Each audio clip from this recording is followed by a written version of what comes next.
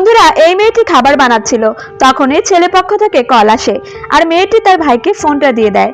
Call receive করার পর ছেলে পক্ষ বলে, আমরা সবাই কালকে আপনাদের বাড়িতে আসব, যৌতুক নিয়ে কথা বলার আছে। যখন বাবা আসে তখন ছেলে তার বাবাকে বলে কালকে ছেলে পক্ষ আসবে যৌতুক নিয়ে কথা বলার জন্য। যেটা শুনতেই বাবার পায়ের নিচ থেকে মাটি সরে যায় আর ভাবতে থাকে আগেও যৌতুকের কারণে মেয়ের দুই জায়গা থেকে বিয়ে ভেঙে যায়, এই বিয়ে হয়তো ভেঙে যাবে।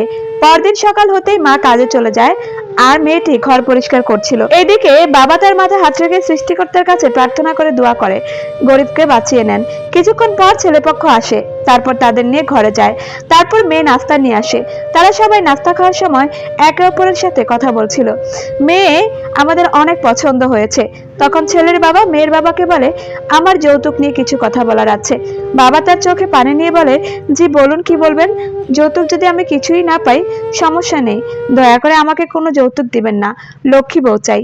এমন বউ না যে তার বাবার কাছ থেকে জোর করে আমার ঘরে কোনো জিনিসপত্র নিয়ে যাবে। এখন মেয়ের বাবা তার পা ধরে কান্না করতে থাকে, কিন্তু ছেলে এসে উঠিয়ে তাকে জড়িয়ে ধরে।